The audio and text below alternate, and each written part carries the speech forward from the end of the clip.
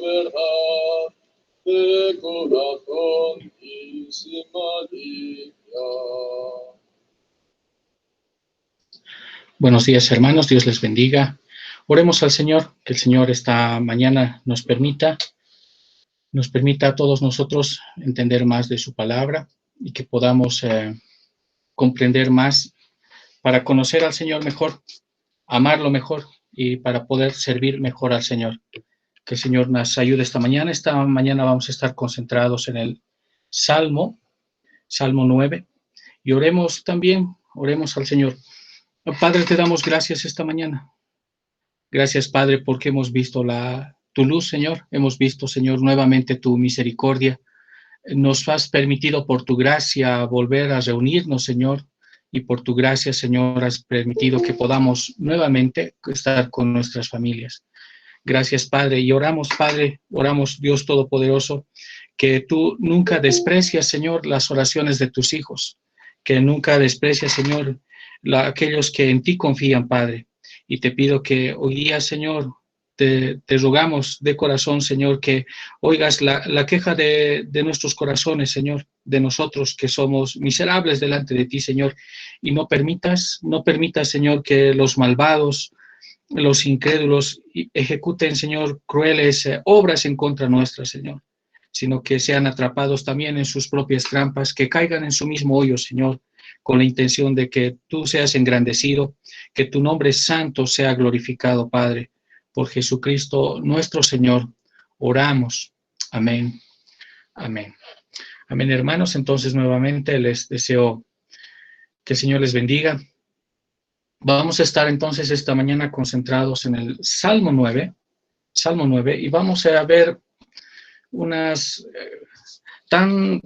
realmente me he regocijado en este Salmo, porque hay tanta promesa del Señor, hay tanta alabanza para el Señor, alabanza, y como ustedes ven en pantalla hemos visto el título, ¿no?, del sermón, una oración de alabanza por los justos juicios de Dios, por los justos juicios de Dios. Entonces, vamos a leer en extenso el Salmo 9, les invito a que puedan agarrar también sus Biblias, y no solamente eso, sino que puedan tener también un cuaderno de apuntes o al margen de sus Biblias también anotar alguna cosa relevante para ustedes, para que les ayude a entender más los salmos y y la mente es frágil y ustedes también puedan tener,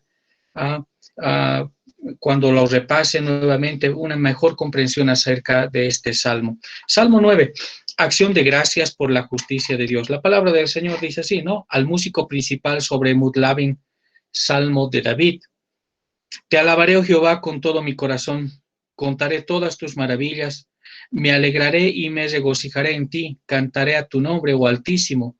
Mis enemigos volvieron atrás, cayeron y perecieron delante de ti. Porque has mantenido mi derecho y mi causa. Te has sentado en el trono juzgando con justicia. Reprendiste a las naciones, destruiste al malo. Borraste el nombre de ellos eternamente y para siempre. Los enemigos han perecido, han quedado desolados para siempre. Y las ciudades que derribaste, su memoria pereció con ellas. Pero Jehová permanecerá para siempre. Ha dispuesto tu trono para juicio.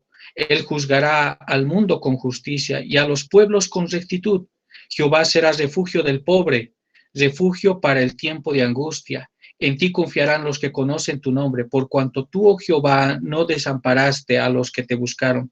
Cantad a Jehová que habita en Sión, publicad entre los pueblos sus obras, porque el que demanda la sangre se acordó de ellos. No se olvidó del clamor de los afligidos. Ten misericordia de mí, oh Jehová. Mira mi aflicción, que padezco a causa de los que me aborrecen. Tú que me levantas de las puertas de la muerte, para que cuente yo todas tus alabanzas en las puertas de la hija de Sión, y me goce en tu salvación. Se hundieron las naciones en el hoyo que hicieron, en la red que escondieron fue tomado su pie. Jehová se ha hecho conocer en el juicio que ejecutó. En la obra de sus manos fue enlazado el malo. Y Agón Selat, los malos serán trasladados al Seol. todas las gentes que se olvidan de Dios, porque no para siempre será olvidado el menesteroso, ni la esperanza de los pobres perecerá perpetuamente. Levántate, oh Jehová, no se fortalezca el hombre, sean juzgadas las naciones delante de ti. Pon, oh Jehová, temor en ellos, conozcan las naciones que no son sino hombres. Selah. Qué precioso salmo esta mañana. Y realmente es una alegría poder compartir con todos ustedes este salmo. Saludo a la Iglesia Presbiteriana Reformada Gracia Soberana, una iglesia bien golpeada, no solamente por afuera, ¿no es cierto?, por gente que no es parte del ministerio, sino a veces por dentro, por incluso nuestros mismos hermanos. Entonces, saludo a cada uno de ustedes. Que el Señor nos ayude esta mañana a comprender más de su palabra, que nosotros podamos estar realmente meditando en ella, ¿no? Esta mañana, Salmo 9. Hay un dicho en común,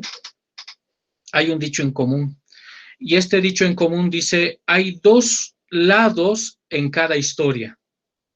Y esto se dice como una advertencia para no escuchar solamente un lado de una versión, de un argumento, y esto es ciertamente real. Hay dos lados en una historia, pero no es toda la historia.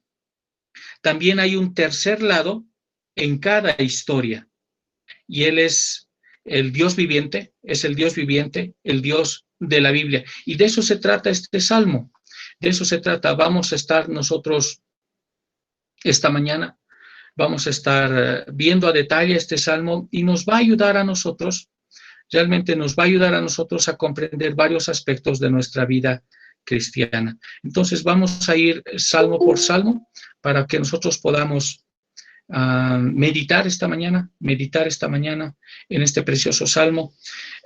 Él no es simplemente, Dios no es simplemente el juez, como nosotros vemos, no es simplemente el juez de toda la tierra. Dios está involucrado, lo que nosotros mencionamos que Dios está involucrado con nosotros todo el tiempo. Es Dios que está involucrado con el hombre. Él no es solamente un juez, Él no es solamente un creador que ha dejado al mundo creado y luego se ha ido. No, tenemos un Dios trascendente y un Dios inmanente, como nos dicen las Escrituras. Él no es simplemente entonces el juez de la tierra, Dios está involucrado con nosotros todo el tiempo, Él ha tratado con nosotros a lo largo de toda la historia, a lo largo de todas nuestras vidas. Además, por ignorantes que sean las personas sobre el conocimiento de las Escrituras, la obra de la ley, esta obra de la ley de Dios, ahora habita, esta obra de la ley de Dios está escrita en todo corazón humano, dando, dice, testimonio también su conciencia y entre sí sus pensamientos, acusándolos y excusándolos. Entonces, en otras palabras, en todos los asuntos de la vida, las decisiones se toman en relación con Dios y su ley moral, ya sea que la gente la acepte o no. Eso es importante para nosotros entender esta mañana para que podamos entender un poco más acerca de las Escrituras. Entonces, en consecuencia, Dios hace que todos sean responsables de cada decisión y de cada acción de la vida.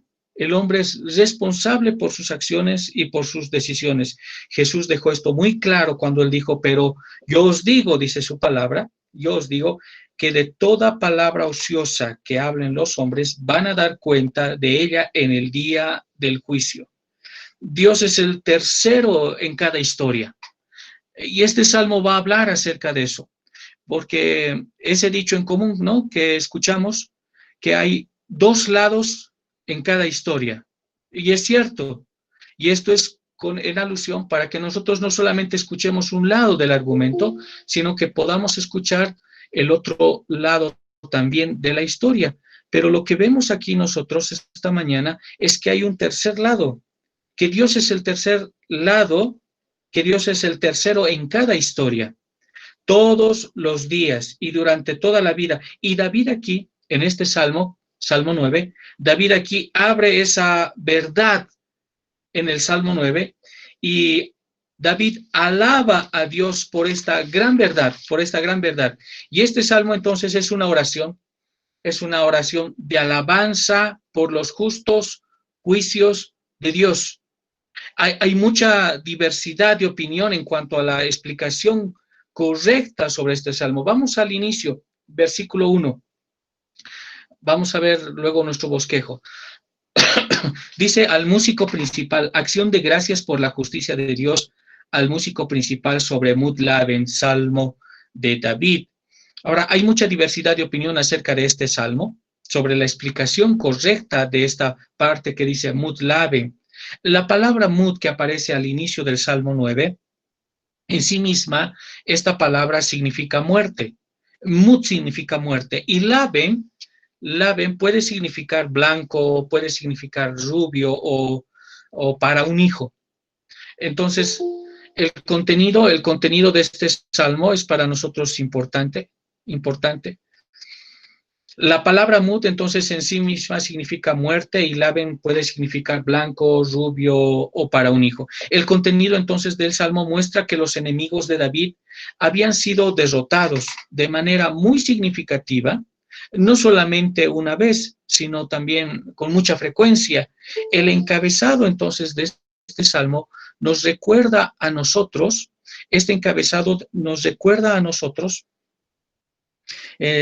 lo que el Señor está haciendo y concuerda precisamente con todo el contenido acerca de la destrucción del necio.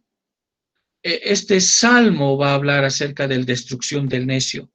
Calvino en su comentario, él habla y dice, cree que es más probable que Mutlaben fuera el comienzo de una canción y conocida y con cuya melodía se compuso este salmo.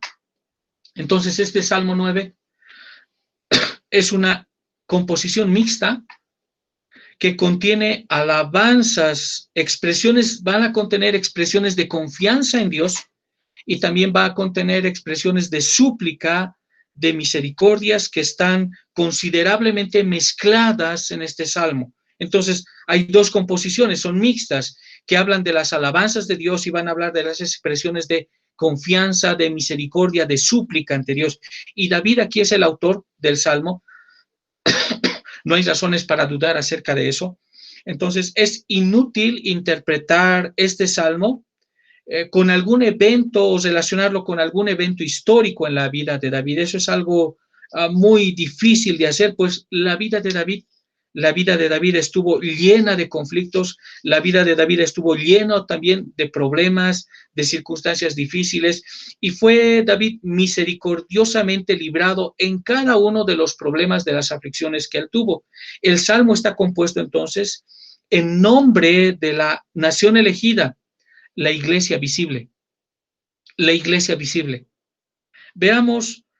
Vamos a ver cómo David alaba en nuestro bosquejo. Veamos el primer punto en nuestro bosquejo, porque hemos dicho que esto es una alabanza, una oración de alabanza por los justos juicios de Dios. Veamos la primera alabanza que hace David en los primeros 4 versículos de nuestro bosquejo esta mañana. Es la alabanza por las bendiciones personales. La alabanza por las bendiciones personales. Vamos a leer los versículos 1 al 4. Te alabaré, oh Jehová, con todo mi corazón. Contaré todas tus maravillas. Me alegraré y regocijaré en ti. Cantaré a tu nombre, oh Altísimo. Mis enemigos volvieron atrás, cayeron y perecieron delante de ti, porque has mantenido mi derecho y mi causa. Te has sentado en el trono juzgando con justicia. Son los primeros versículos que David entonces va a hacer una alabanza, es una alabanza por las bendiciones personales. David aquí agradece a Dios por tantas cosas que le había dado. Y David agradece a Dios tanto por su bondad para sí mismo, como por su justo juicio acerca de sus enemigos. Y nuestras bendiciones, entonces, nuestras bendiciones incluyen no solamente, hermanos, no solamente el bien. Nuestras bendiciones y nuestras oraciones no solamente incluyen solamente el bien positivo del Señor, sino también el derrocamiento de la maldad dirigida contra nosotros. Miren el versículo 1. Ahí vamos a estar en nuestra primera parte. Te alabaré, Jehová. Te alabaré, Jehová, con todo mi corazón. Contaré todas tus maravillas. Te alabaré, oh Señor, con todo mi corazón. Aquí el agradecimiento es aquí la idea prominente en la palabra.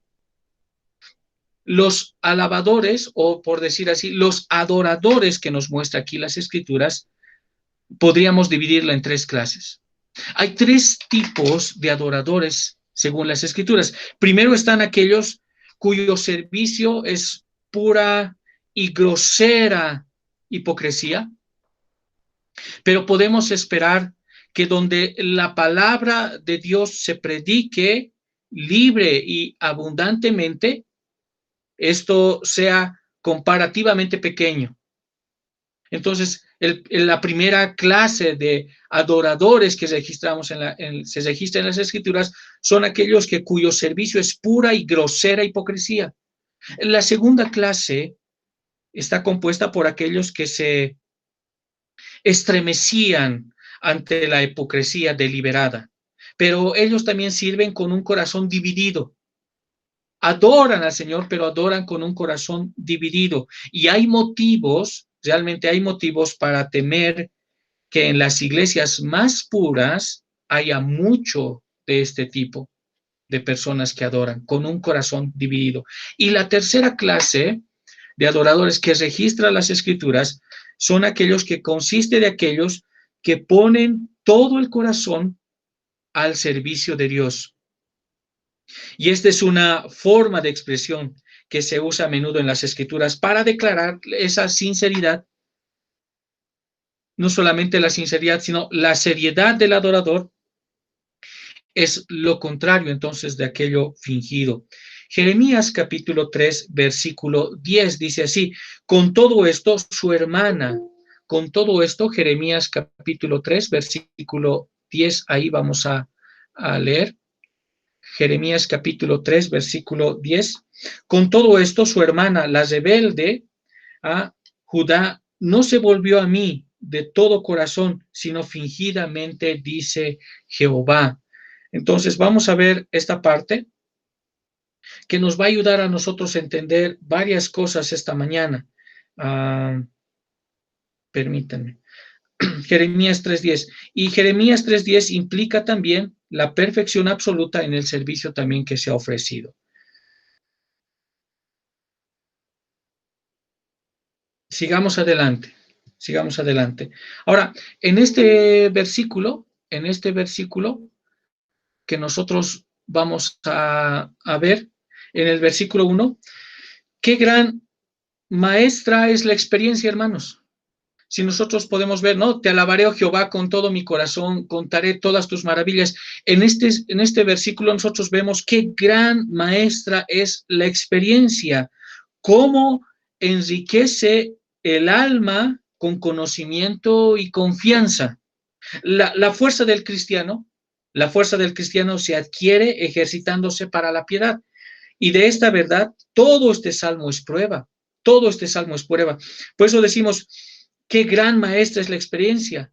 Aquellos cristianos que ya están entrados en edad, que ellos pueden contar lo que el Señor ha hecho, ¿no? Te alabaré, oh Jehová, con todo mi corazón, contaré todas tus maravillas, que a lo largo de su vida, todo lo que el Señor ha hecho. Por eso decíamos, qué gran maestra es la experiencia en esta parte. Un espíritu agradecido es una de las marcas de la familia de Dios, un espíritu agradecido. El que no puede dar gracias de corazón, el que no sabe dar gracias de corazón, en vano entonces va a suplicar, en vano suplicará. Es un deber y es un privilegio contar las maravillas del Señor. Es un gran privilegio contar sus maravillas. Qué gran ventaja entonces, qué gran ventaja poseen los cristianos mayores, los cristianos, nuestros hermanos de avanzada edad, que han visto muchas muestras maravillosas del amor de Dios por sus escogidos, que ellos pueden contar las maravillas que el Señor ha hecho con ellos. Qué gran, ¿no? Qué gran maestra es la experiencia. Y el versículo 2 ahora dice, me alegraré y me regocijaré en ti. Cantaré a tu nombre, oh Altísimo. Me alegraré y regocijaré en ti. Contaré a tu nombre, cantaré a tu nombre, oh Altísimo. Es lo que dice en el versículo 2. Entonces, hermanos, es nuestro deber, no solamente someternos a Dios. Nuestro deber no solamente someternos a Dios, sino ser felices, no solamente en su palabra, en su gobierno, sino también en Él mismo, en su naturaleza, en sus perfecciones. La comunión con Dios siempre ha sido una doctrina, ¿ah? Preciosa en la iglesia de Dios, en la iglesia de Dios. Y esto es algo maravilloso en nosotros. Entonces, aquí vemos que en la religión verdadera, nada satisface sino a Dios mismo. Dios es suficiente, decimos, porque en la religión verdadera nada satisface sino a Dios mismo. No cualquier beneficio o regalo que hayamos recibido de Dios, sino Dios mismo, a su favor. Eso es un asunto de gozo del creyente. Dios es el que nos satisface. Y el versículo 3, por eso claramente nos dice, mis enemigos volvieron atrás, cayeron y perecieron delante de ti. El comienzo, por así decirlo, el comienzo de la derrota de los malvados es una señal de que sin arrepentimiento se avecina un terrible derrocamiento, ¿no?, del malvado. Una de las señales más fuertes de la sabiduría que nosotros podemos ver es simplemente saber de dónde viene nuestra ayuda. Si nuestros enemigos caen o huyen, es ante la presencia de Dios. No es por algo que nosotros hayamos hecho, sino es ante la presencia de Dios. Y los santos y los pecadores comúnmente mueren de muerte natural. Sí, es cierto, pero cualquier hombre sabio preferiría morir la muerte del cristiano 1000 veces que la muerte del pecador solo una vez. La manera de darle entonces gloria a Dios en cada acción y especialmente en nuestras victorias sobre nuestros enemigos es reconocerlo como la principal obra de la misma. Y las criaturas son simplemente los instrumentos por medio de los cuales el Señor ha hecho rechazar a nuestros enemigos. Aquí estamos viendo cómo el salmista alaba a Dios por lo que Él ha hecho con él. Versículo 4 dice, porque has mantenido mi derecho y mi causa. Te has sentado en el trono juzgando con justicia. Qué maravilloso esta parte. David aquí declara que Dios extendió su mano. Y Dios ha extendido su mano para socorrerlo, porque sus enemigos lo estaban afligiendo. Esa aflicción injusta que estaba padeciendo David. Si deseamos nosotros ser favorecidos con la ayuda de Dios, entonces, hermanos, debemos asegurarnos de que peleamos bajo el estandarte de Dios. David, por tanto, aquí lo llama a Dios juez de justicia, a lo que es lo mismo juez justo, como si hubiera dicho David, como si él hubiera dicho, Dios ha actuado conmigo de acuerdo con su manera ordinaria y principio constante de actuar, pues es su manera habitual de emprender la defensa de las buenas causas. Así como los reyes, cuando estaban ellos a punto de aprobar una causa de manera solemne, ellos se sentaban en sus tronos. Así también Dios había tomado muy en serio la causa de David y había decidido en contra de sus enemigos. Dice, ¿por qué has mantenido mi derecho y mi causa? Te has sentado en el trono juzgando con justicia. Había una costumbre de los reyes en ese tiempo, entonces los reyes se sentaban para juzgar y así Dios se había sentado para juzgar también y tomar muy en serio la causa de David y había decidido en contra de sus enemigos. Dios siempre conquistará, hermanos. Dios siempre conquistará. Las derrotas pasadas deberían advertir entonces a estos malvados de los tristes y de las tristes desastres y la inevitable destrucción que pronto les va a sobrevenir. Desde que comienza entonces el mundo, los malvados nunca han tenido razón. Incluso aquí la muerte de Cristo fue el golpe más terrible que jamás se haya dado al reino de las tinieblas. Tres cosas para nosotros, tres cosas deben hacer que nuestra confianza en Dios sea perfecta. Primero, que Dios es siempre el mismo. Dios es inmutable y Dios no cambia. Y su trono permanece inquebrantable. Segundo, que su administración es de estrecha justicia. Dios siempre hará lo justo. Y tercero, Él sigue siendo el refugio de su pueblo. Tres cosas que producen aliciente entonces al cristiano: que Dios siempre es el mismo, que Él no cambia. Él ha prometido y va a cumplir. Él ha dado una amenaza y va a cumplir. Dios siempre es el mismo, Dios no cambia. Segundo, que su administración es de estricta justicia. Él siempre hace lo justo. Y tercero, que Él sigue siendo el refugio de su pueblo. Ahora David procede a hacer una alabanza. David lo que va a hacer ahora es la alabanza por el gobierno de Dios. Qué maravilloso, porque primero lo que hace David en los primeros 4 versículos es hacer una alabanza por las bendiciones personales. David está glorificando a Dios por lo que él ha hecho consigo mismo. Ahora David, desde los versículos 5 al versículo 10 del Salmo 9, David va a alabar por el gobierno de Dios. Y esto trae mucho aliciente para nosotros, es mucho aliciente porque vamos a ver lo que el Señor está obrando también y en el contexto nuestro también.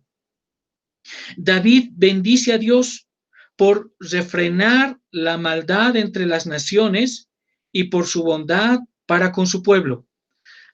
Y esto, hermanos, es un gran aliciente para nosotros cuando vemos todo lo que está pasando en nuestro contexto, en nuestro país, en el mundo, en todo eso. Entonces, algunos se ha podido preguntar, ¿dónde está Dios? Dios siempre está gobernando, Dios nunca ha dejado de gobernar. Por el hecho de que nosotros veamos las cosas difíciles no quiere decir que Dios ha dejado de gobernar. Y aquí en los versículos 5 al 10, David nos va a dar la perspectiva correcta de lo que está sucediendo en lo que estaba pasando David y nos va a ayudar a nosotros a entender lo que estamos viviendo también. Por eso aquí David alaba por el gobierno de Dios. Es la alabanza de Dios por su gobierno. David entonces bendice a Dios por refrenar la maldad entre las naciones y por su bondad contra su pueblo. Observe 3 cosas aquí, 3 lados de la historia. Aquí hay 3 lados de la historia. Hemos dicho, hay un dicho en común.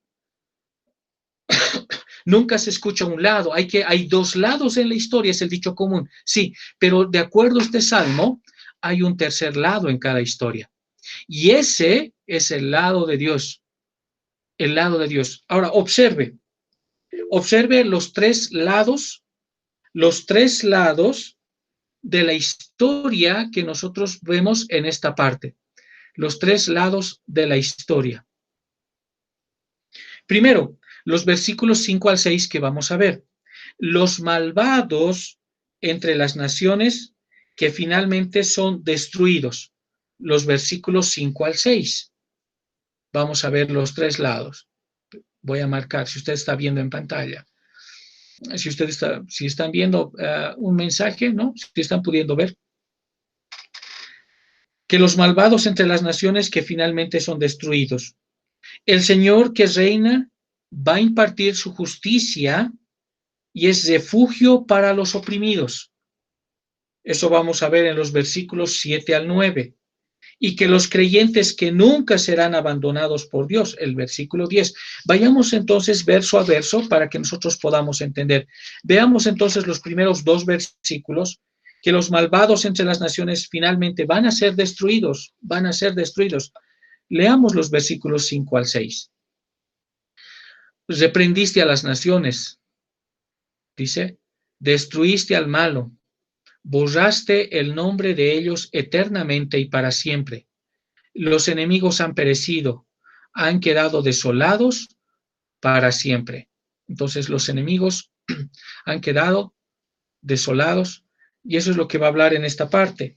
La confesión de fe de Westminster, en el capítulo 23, en el artículo 1, dice así: Dios, el supremo rey de todo el mundo, ha instituido gobernantes civiles que deben estar sujetos para gobernar el pueblo para la gloria de Dios y el bien público. Y con este fin les ha armado con el poder de la espada para la defensa y aliento de los buenos y para el castigo de los malhechores. Dios es dueño de este mundo, hermanos. Dios es dueño, Dios es el soberano, Dios es el que conquista. La tierra es simplemente su mansión, por así decirlo. El universo es su reino. Él es Señor y Rey Supremo. Dios como gobernante entonces de todo, Dios como gobernante de todo, Él llama y ordena a alguna persona para ejecutar el gobierno humano bajo su autoridad. Y todos ellos están bajo el mando de Dios y nosotros a su vez bajo ellos. Y ellos están bajo el mando de Dios por una razón, para promover la gloria de Dios y el bien público, no para aumentar su propio prestigio o su enriquecimiento financiero. Dios utiliza el gobierno de cada nación con sus leyes para restringir el pecado, pero cada uno de ellos también va a dar cuenta a Dios por lo que ha hecho, por sus actos. La caída entonces de todo rebelde es el anuncio de Dios que nadie puede transgredir impunemente. Por numerosos que hayan sido siempre los enemigos de la iglesia, Dios siempre los ha vencido. Dios siempre los ha vencido. Dice, reprendiste a las naciones, destruiste al malo, borraste el nombre de ellos eternamente y para siempre. Entonces, por numerosos que sean los enemigos de Dios, los enemigos de la iglesia de Dios, Dios siempre ha vencido. Dios siempre ha vencido. Los versículos del 7 al 9 nos dice ahora, pero Jehová permanecerá para siempre, ha dispuesto su trono para juicio. Él juzgará el mundo con justicia y a los pueblos con rectitud. Jehová será refugio del pobre, refugio para el tiempo de angustia. Refugio para el tiempo de angustia. El Señor entonces está en su trono para siempre. Ha preparado su trono para el juicio. Entonces estos hombres que viven en oposición a Dios, los hombres que viven siempre en oposición a Dios, sienten una aversión por esta parte. No les gusta hablar de Dios ni de la doctrina del juicio divino, esa doctrina del juicio divino y eterno. Sin embargo, cuando nosotros vemos los versículos 7 al 9, su importancia y esa hostilidad de la mente humana, hacen que sea apropiado que repitamos esta verdad, ¿no? Que vemos aquí, que Dios va a hacer juicio. Lo hemos visto en el Salmo 1, verso 5. Y ahora aquí no es nada oscuro y lo tenemos incluso más claro en el siguiente versículo, ¿no? Que nosotros debemos encontrar la forma más adecuada de dar a conocer las alabanzas de Dios. Miren el versículo 2, vamos a ver el versículo 2, dice, me alegraré y regocijaré en ti, cantaré tu nombre, oh Altísimo. Versículo 11, cantad a Jehová que habita en Sión, publicad entre los pueblos sus obras. Y el versículo 14, para que cuente yo todas tus alabanzas en las puertas de la hija de Sión y me goce en tu salvación. Ahora dice, pero Jehová permanecerá para siempre, ha dispuesto su trono para juicio, él juzgará al mundo con justicia, a los pueblos con rectitud. Jehová será refugio del pobre, refugio para el tiempo de angustia. Y es cierto, debemos nosotros encontrar, hermanos, la forma más adecuada de dar a conocer las alabanzas de Dios y no cansarnos, ¿no? No cansarnos nosotros de esta buena obra, de alabar a Dios por todo lo que Él hace, de librarnos de todo. Y nosotros debemos aprender a cantar con gracia en nuestro corazón, cantando al Señor, alabándolo por su existencia. Por eso dice el verso 10, en ti confiarán los que conocen tu nombre, por cuanto tú, oh Jehová, no desamparaste a los que te buscaron. Cantad a Jehová, que habita en Sión, y publicad. Dice publicad, voy a marcarlo de esa manera, publicad entre los pueblos sus obras. Y esto es importante para nosotros esta mañana porque decíamos que debemos nosotros encontrar la forma más adecuada de dar gracias a Dios y de dar a conocer, no solamente dar gracias a Dios, sino de dar a conocer la alabanza que solamente es para Dios. Y nosotros no debemos cansarnos de esta buena obra de alabar a nuestro Dios y debemos aprender a cantar con gracia en nuestro corazón, cantando al Señor, alabándolo por su existencia, por sus muchos dones temporales que Él nos ha dado y por la redención misma y por su gloria. No debemos entonces temer que Dios sea destronado. No debe haber ese temor en nosotros. Él es el Altísimo, como nos dice en el versículo 2, y las perfecciones, los atributos de Dios, las naturalezas de Dios, no menos que sus morales, lo pusieron a Dios más allá del alcance de toda malicia, más allá de toda malicia terrenal, más allá de toda malicia infernal. La doctrina, hermanos, esa doctrina del juicio divino, lejos entonces de producir pánico al creyente, produce en él un aliciente, es fuente de gozo y de consuelo. Ciertamente el malvado huye, el malvado siente aversión, no le gusta hablar de Dios ni de la doctrina del juicio divino, pero para el creyente esta doctrina del juicio, lejos entonces de producir al creyente, de desanimarlo, produce en él un aliciente y produce gozo y consuelo, porque Dios es un Dios justo. El Señor será un refugio en tiempos de angustia, nos dice la palabra. Él será un Dios de refugio, es un Dios de refugio. Jehová será refugio del pobre, refugio para el tiempo de angustia. En sus mayores dificultades, el pueblo de Dios se encontrará protegido siempre por un amor omnipotente. Ese es Dios. Una de las excelencias de la religión verdadera es que es una fuente del mayor consuelo.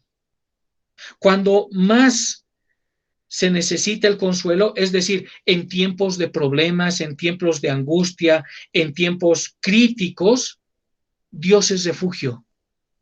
Dios es refugio. Entonces, cuando más necesita el pueblo consuelo, y este consuelo está hablando, es decir, en tiempos de problemas, de angustias, de tiempos difíciles, de tribulación, de persecución, que son críticos, tiempos críticos, nos dice su palabra que Dios es refugio. Dios tampoco está en lugar inaccesible, hermanos. Por eso el salmista ahora agrega, miren cómo agrega, Dios no está lejos, sino que Dios está cerca para los suyos. Por eso el salmista agrega en el versículo 10, en ti confiarán los que conocen tu nombre, por cuanto tú, oh Jehová, no desamparaste a los que te buscaron. En ti confiarán los que conocen tu nombre. Es imposible, por así decirlo, es imposible ver la belleza sin amarla. Es imposible. Y es imposible tener una visión correcta de Dios sin deleitarnos en Él. Entonces, aquí hay una diferencia entre el conocimiento salvador de Dios, ese conocimiento salvador de Dios, y esas especulaciones sobre el que flotan en la mente de los réprobos. Los réprobos solamente pueden decir Dios es bueno, pero el cristiano Confía en el Señor por las obras portentosas que Él hace, por el que hemos visto, por las cosas, cada una de las cosas, de las maravillas que el Señor ha hecho. Entonces tiene un conocimiento mucho más real y preciso de quién es Dios, a diferencia del conocimiento. Pues debe haber decimos, esa diferencia del conocimiento salvador de Dios y las especulaciones que flotan en la mente de los réprobos. La comprensión entonces correcta del carácter de Dios nos va a inspirar confianza en nuestro Dios. Y cuanto usted más conozca, cuanto el hombre más conozca de Dios, más va a confiar en Él. Usted debe conocer más a Dios para conocerlo más, para amarlo más, para servirle mejor. Porque tú, Señor, no has abandonado a los que te buscan. Esta es una gran verdad en la historia de la redención. Y en la historia de la redención, hermanos, no se ha encontrado ningún caso en que Dios abandonara al justo. No hay ninguna evidencia de que Dios haya abandonado al justo. Entonces, nos hacemos la pregunta, ¿qué es buscar a Dios? En ti confiarán los que conocen tu nombre. Usted debe conocer a Dios. Por cuanto tú, oh Jehová, no desamparaste a los que te buscaron. Ahora la pregunta es, ¿cómo es buscar a Dios? ¿En qué consiste buscar a Dios? Buscar a Dios es conocerlo,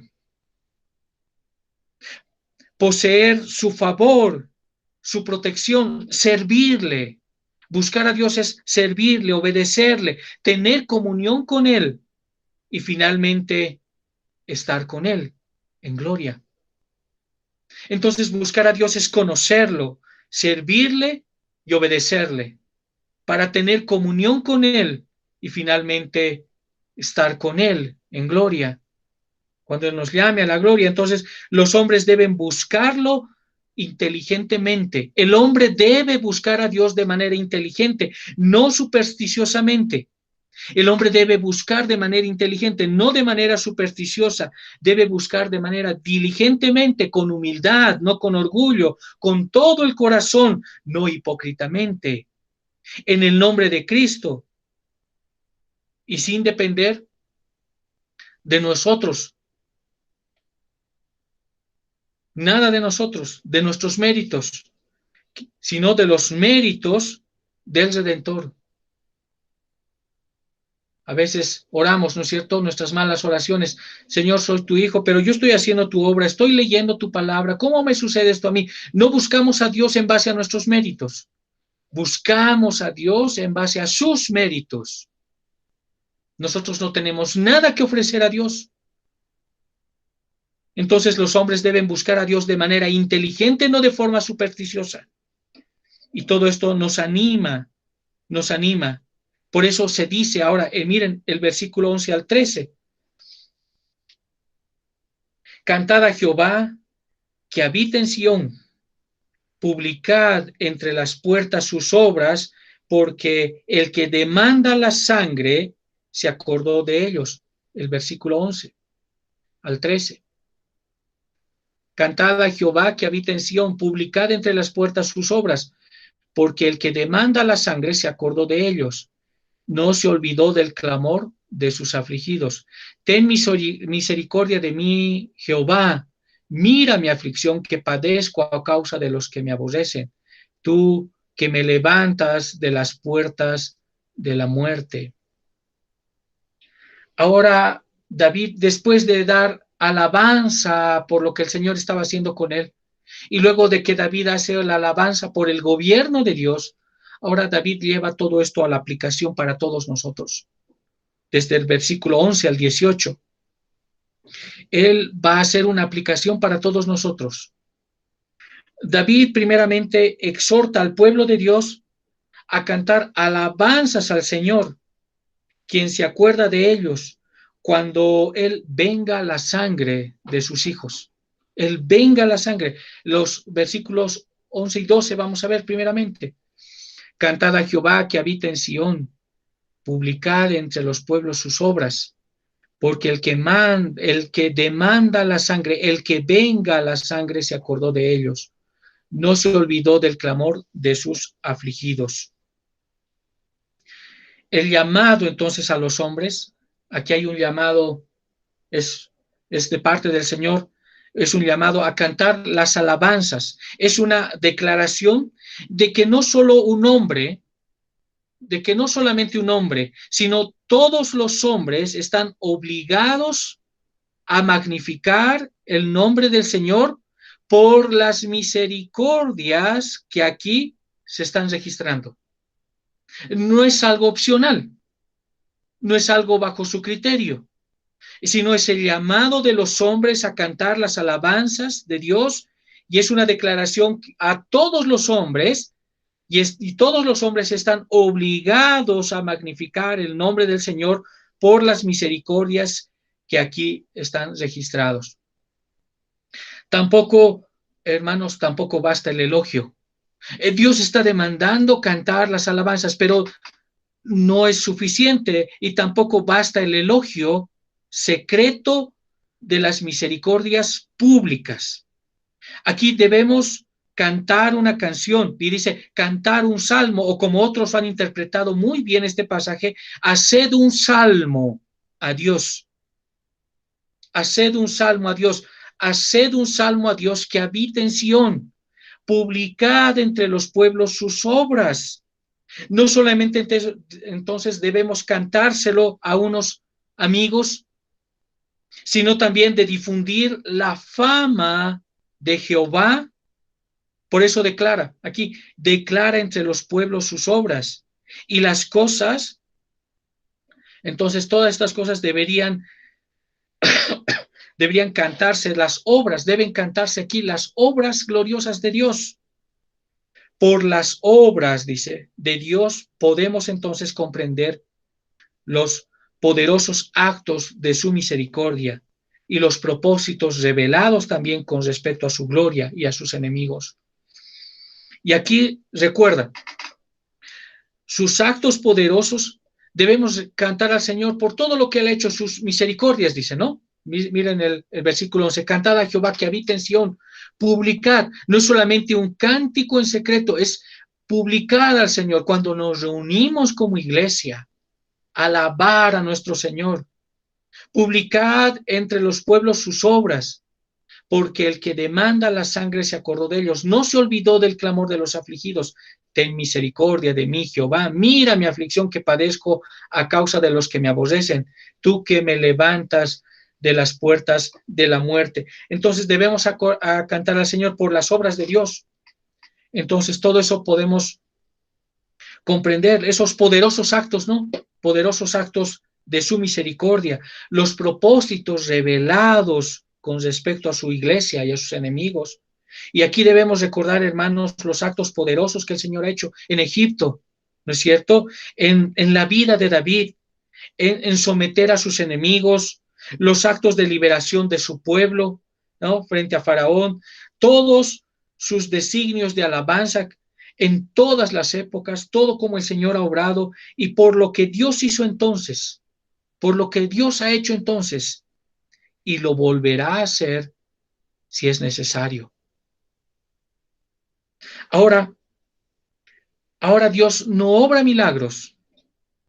Su providencia, sin embargo, puede ser tan verdaderamente maravillosa. Dios obra por las causas secundarias, pero debe haber una grave enfermedad. Miren esta parte, y creo que es parte de todo ser humano. Debe haber una gran enfermedad, un grave conflicto que alarma el alma del hombre para que sea necesario que la inspiración tan a menudo nos llame a alabar a Dios. Debe haber una enfermedad tan terrible, debe haber un problema tan angustiante en el alma del hombre para que le obligue a alabar a Dios. Qué necio es el hombre. Pero aquí nos dice que alabemos a Dios por las obras que Él ha hecho. Pero vemos en nuestro contexto que debe haber esta grave enfermedad, ese grave problema que alarme entonces el alma del hombre para que sea necesario que la inspiración, esa inspiración tan a menudo, nos llame a alabar a Dios, que ese es uno de los más obvios y uno de los deberes. Alabar a Dios es uno de los deberes más placenteros en la vida de un hombre piadoso. Alabar a Dios. Todo lo convertimos en alabanza y todo lo convertimos en oración. Nos ha ido bien en el trabajo, demos gracias a Dios, alabemos a Dios. No entendemos los problemas que están pasando en casa, alabemos a Dios y demos gracias. Todo es motivo de oración. Así cumplimos también nuestro deber de orar sin cesar. Tengo un enfermo en casa, oro al Señor mientras camino, mientras hago las cosas, orando al Señor. Señor, ten piedad, ten misericordia. Si es tu favor, Señor, si está en tu voluntad, tú puedas restituir a tal persona. Entonces camino, todo lo convierto en motivo de oración. Me he enterado de que mi hijo, mi hija, mi madre, mi padre están bien, alabo al Señor por eso. Lo convierto en motivo de alabanza y oración. Pero qué necio es el hombre que debe tener una grave enfermedad y un grave conflicto para que eso alarme el alma del hombre y él se sienta inspirado recién a alabar a Dios. Hermanos, que el Señor nos perdone por eso. Qué necio es el hombre. Ahora, miren el versículo 12. Porque el que demanda la sangre se acordó de ellos. No se olvidó del clamor de los afligidos. El Señor no se olvidó. Ha causado mucha perplejidad este versículo. Calvino dice al respecto de este versículo, porque al pedir sangre se ha acordado de ella. No se ha olvidado. Dios no se ha olvidado del clamor de los afligidos. Otros traducen que se ha olvidado, no se ha olvidado de los gritos de los afligidos. Esta parte, versículo 12, porque el que demanda la sangre, otros lo han traducido perfectamente, lo han traducido en esta parte, porque él no se ha olvidado de los gritos de los afligidos. No se olvidó del clamor de los afligidos, no se olvidó del grito de los afligidos. Dios verá que la sangre inocente sea justamente vengada. Ahora, el versículo 13 y 14, hay aquí una oración. Ten misericordia de mí, Jehová. Mira mi aflicción, que padezco a causa de los que me aborrecen. Tú que levantas de las puertas de la muerte, tú que me levantas de las puertas de la muerte, para que cuente yo todas tus alabanzas en las puertas de la hija de Sión, y me goce en tu salvación. Aquí David ora por sí mismo, por la misericordia de Dios, para que pueda testificar de las alabanzas de Dios y regocijarse en la salvación de Dios. Ten piedad de mí, oh Jehová, mira mi aflicción, ten piedad de mí, Señor. Mira mi aflicción, que padezco a causa de los que me aborrecen. El corazón humano se inclina desesperadamente ahora a pedir la misericordia de Dios. Ten misericordia de mí, oh Jehová. Es un corazón desesperado pidiendo la misericordia de Dios, y cuando no tiene esperanza en Dios, entonces la ruina es completa. Él sabe que hay ruina completa sin la misericordia de Dios. Ten piedad, ten misericordia de mí, Jehová. Mira mi aflicción que padezco. Deberíamos entonces, hermanos, deberíamos prestar atención a los maravillosos escapes de la muerte que nosotros hemos experimentado. ¿Te se acuerda? Problemas que no se veía solución, incluso la muerte. Y nosotros deberíamos prestar atención a esos maravillosos escapes de la muerte que hemos experimentado, que ha sido todo por la mano de Dios. Y esta aflicción le vino aquí a David de los que lo odiaban. Y los que odiaban aquí a David no fueron pocos. Superaban el odio de sus enemigos mismos superaban en número a sus amigos, de modo que su caso era desesperado aquí de David. Pero él pudo suplicar a Jehová, como tú me levantas de las puertas, como tú me levantas, dice, ¿no? Tú me levantas, como tú me levantas, se traduce, como tú me levantas de las puertas de la muerte. Y la palabra para muerte en este versículo aquí es mut. ¿Recuerda el versículo 1? Al músico principal sobre mut lave, la palabra mut ahí también es muerte. Y aquí, cuando David habla, la palabra para muerte aquí es mut. No es Seol, es mut.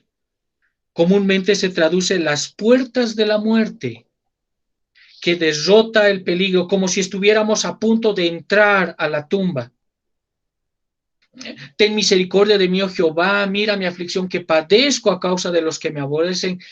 No, tú que me levantas de las puertas de la muerte, como si él estuviera a punto de entrar a la tumba. Y la figura aquí, la figura en la mente del escritor, aquí del salmista, era probablemente la de una prisión con puertas, con cerrojos, con llaves. Y la figura aquí se aplica muchas veces al estado de los muertos. David estaba tan angustiado en esta parte. Y Calvino menciona en esta parte, él menciona que Dios no solamente está acostumbrado a socorrer a sus siervos y librarlos de las calamidades por medios ordinarios, sino también de sacarlos de la tumba, incluso después de que toda esperanza de vida haya sido cortada en la vida de ellos. Tal vez amenazas, liberaciones de la muerte, amenazas por la malicia o por la peste, por pandemias, deben ser recibidas. Todo esto debe ser recibido por nosotros con la mayor humildad y la más viva gratitud a Dios, y debemos aprovecharlas como ocasiones para glorificar a Dios, menciona. Entonces David justamente pensó en esto, ¿no? David pensó en esta parte, por eso ahora el versículo 14 dice, para que cuente yo todas tus alabanzas en las puertas de la hija de Sión y me goce en tu salvación. Las misericordias públicas, hermanos de Dios, exigen alabanzas públicas. Las misericordias públicas de Dios exigen alabanzas públicas a Dios. Y grandes misericordias para grandes acciones de gracia. El obispo Hall, él dijo una vez, oh Dios mío, con justicia, me encanta esta oración, él dice, oh Dios mío, con justicia me avergüenzo de pensar en los favores que he recibido de ti y en las pobres recompensas que te he hecho.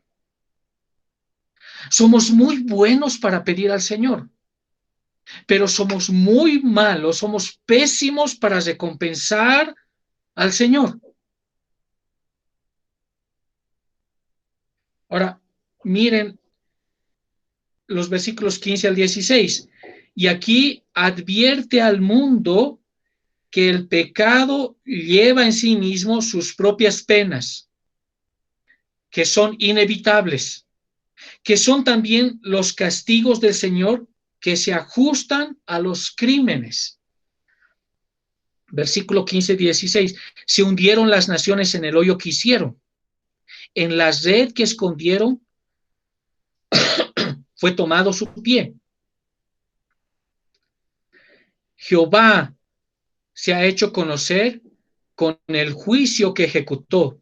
En la obra de sus manos fue enlazado el malo. Higaón Selah.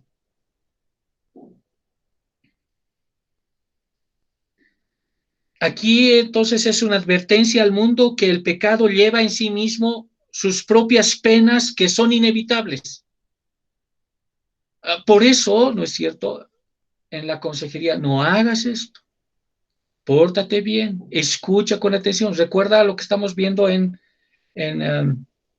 los días miércoles acerca de la sabiduría, sé sabio, escucha el consejo, porque también es una advertencia que el pecado lleva en sí misma sus propias penas, que van a ser inevitables. Y aquí en el versículo 15 dice, se hundieron las naciones en el hoyo que hicieron, en la red que se escondieron, fue tomado su pie.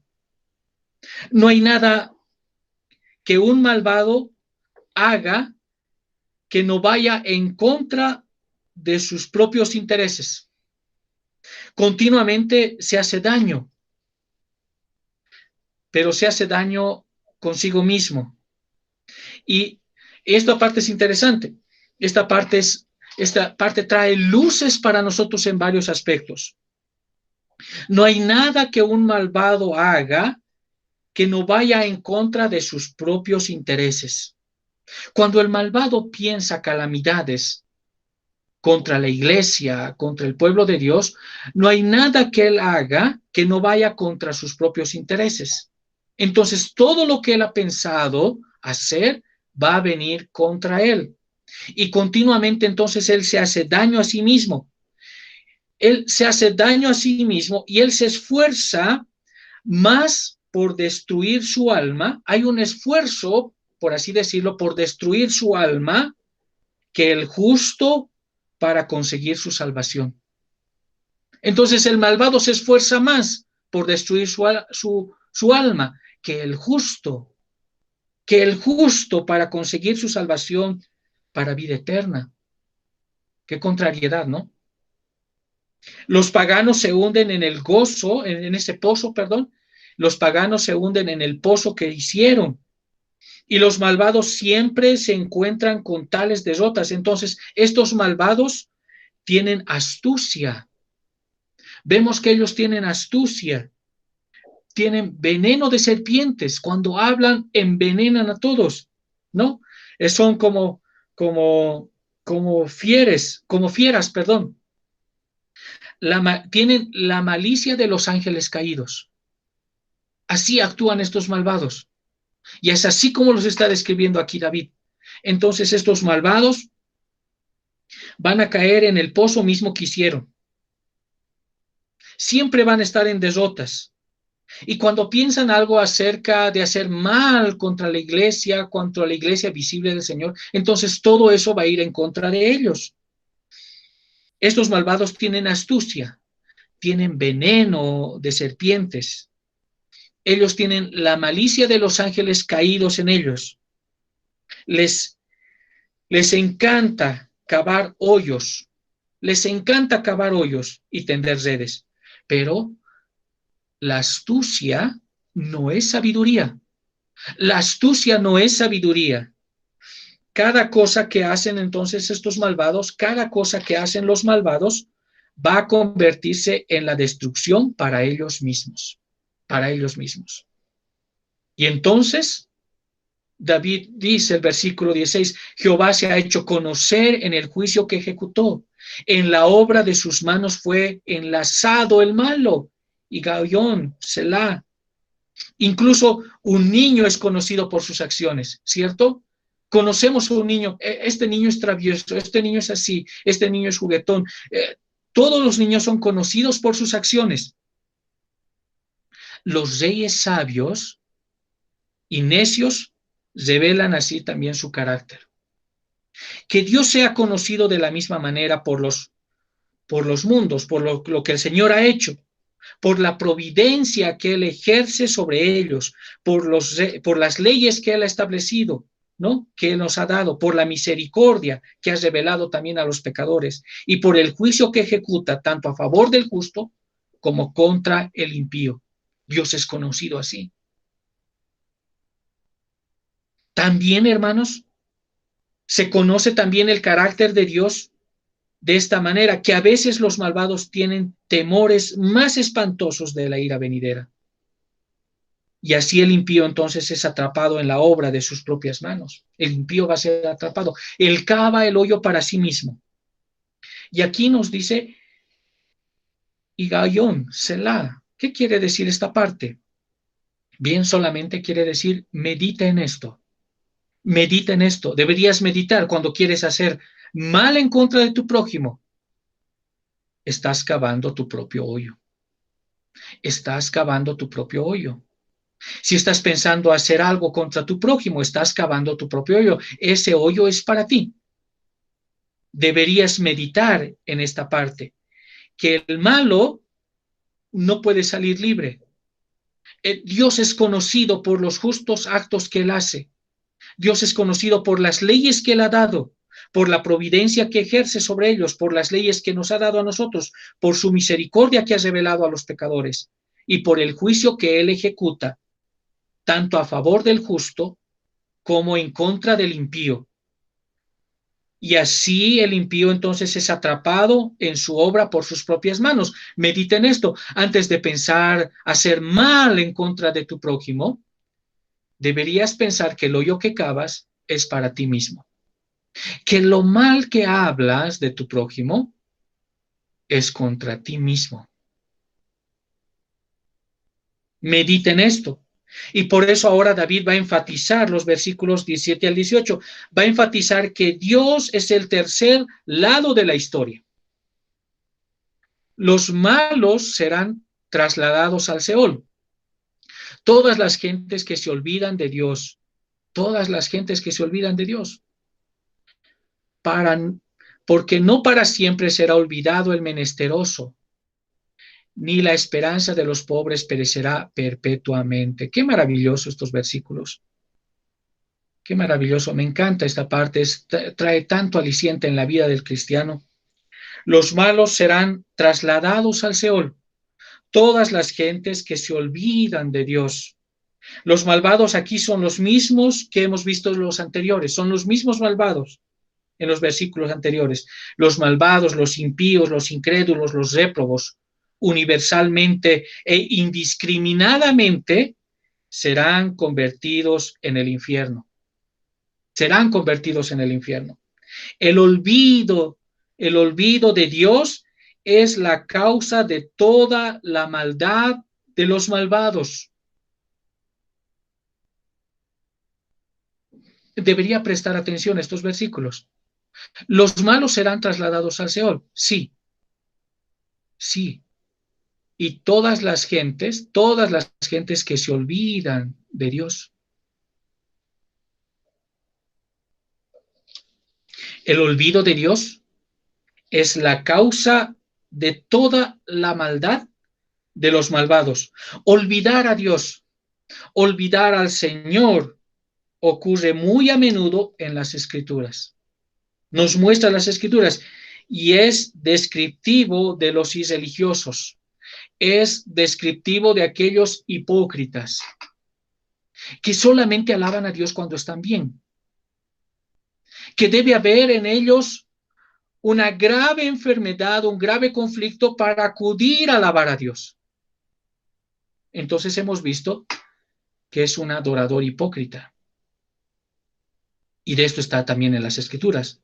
Cuán terrible entonces será el castigo de los malvados. El malvado, el que se olvida de Dios, este malvado debería temblar cuando pese a su traspaso del tiempo, cuando pase de este tiempo a la eternidad. Él debería temblar cuando sea llamado a juicio. Debería temblar. El infierno del que habla no puede ser ni más ni menos que la prisión de las tinieblas en la que los espíritus también de los perdidos están reservados hasta el día del gran juicio de nuestro Señor. Por eso el versículo 18, porque no para siempre será olvidado el menesteroso, ni la esperanza de los pobres perecerá perpetuamente.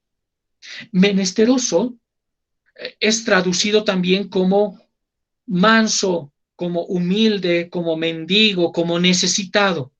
En esta parte es traducido como necesitado, porque no para siempre será olvidado el necesitado.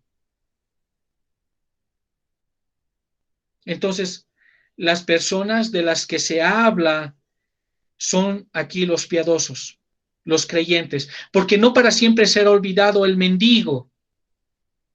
Pero alguien puede decir, ciertamente somos mendigos, así lo describe Mateo. No tengo nada que ofrecer a Dios, ni incluso puedo venir con las manos vacías, no tengo nada que dar a Dios, ni ofrecerle manos. Solamente lo que acierta, ¿qué acierta un mendigo? El mendigo solamente acierta a extender la mano para pedir a Dios. Él está necesitado de Dios. Por eso aquí traduce, porque no para siempre será olvidado el necesitado de Dios, ni la esperanza de los pobres permanecerá perpetuamente. Entonces, las personas de las que habla en este versículo son los piadosos, que sufren.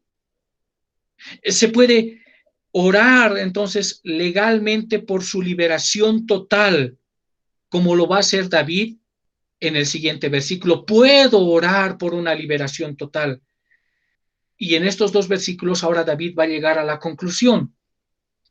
Versículo 19 al 22, al 20, perdón.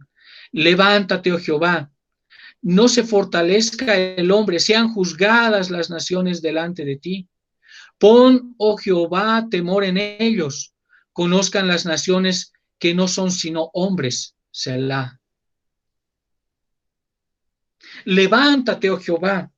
Y aquí David invoca a Dios.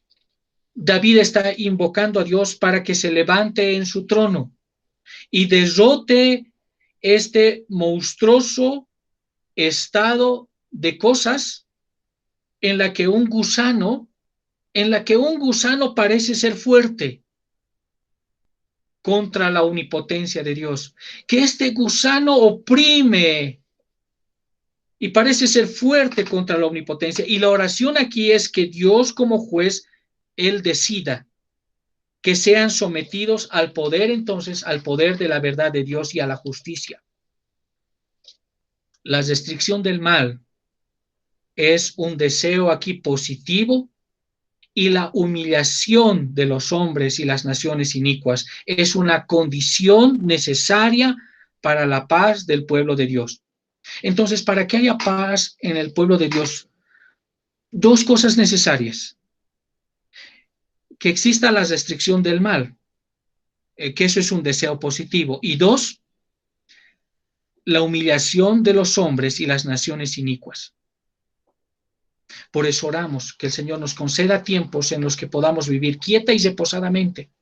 Oramos que los malvados en este tiempo caigan en su propio hoyo, que los que están pensando y han pensado y han hecho cosas malas contra la iglesia del Señor, entonces su propio hoyo que han cavado para aquellas personas sea para ellos. Dios nos recuerda que Él es el tercer y decisivo lado de cada historia. Él es nuestro Dios. Sus juicios están en toda la tierra, que nos dicen las Escrituras en el Salmo 105, el versículo 7. El temor del Señor es el principio de la sabiduría. Los juicios del Señor deben a nosotros, hermanos, conducirnos al amor que envió a su Hijo Jesús a buscar y salvar a los perdidos. Si a los hombres si al hombre le queda alguna razón, si al hombre le queda algún sentido en común, todo lo que hemos visto en nuestro estudio el día de hoy, los van a usar para impulsar su huida de la ira venidera. Que todo lo que hemos visto aquí, si hay alguna razón o sentido común todavía que te queda, que todo lo que hemos visto aquí te sirva para huir de la ira venidera. Dios juzga con justo juicio. Él es nuestro Señor. Meditemos en esto. Por eso termina el Salmo, Selah. Medita en esto. Oremos al Señor. Oremos al Señor, que el Señor nos ayude esta mañana, nos haya ayudado a comprender de su palabra y nos hayamos regocijado en Él, ¿no? Por lo que Él ha estado haciendo, por lo que Él hace con cada uno de nosotros. Y mientras más se acerca la venida de nuestro Señor, entonces estemos nosotros más alerta a su venida, ¿no? Estemos más alerta a lo que el Señor hace en cada uno de nosotros. Oremos al Señor. Padre, te damos gracias. Gracias, Señor, porque eres un Dios poderoso, que nunca desprecias, Señor, a los que confían en ti. Que tú, Señor, oyes la queja, Señor, de nosotros, que somos pobres delante de ti, miserables delante de ti, y no permita, Señor, que los malvados ejecuten, Señor, sus crueles obras contra la iglesia, contra aquellos cristianos que sufren, Padre, en diferentes lugares, sino que sean ellos atrapados en sus propias trampas, con la intención, Señor, de que engrandezcas tu santo nombre, que tú seas glorificado en todo, Señor, para alabanza tuya, Señor. Por Jesucristo nuestro Señor, nuestro Redentor, oramos. Amén. Amén. Amén, hermanos. Entonces, la próxima semana estaremos viendo otro salmo.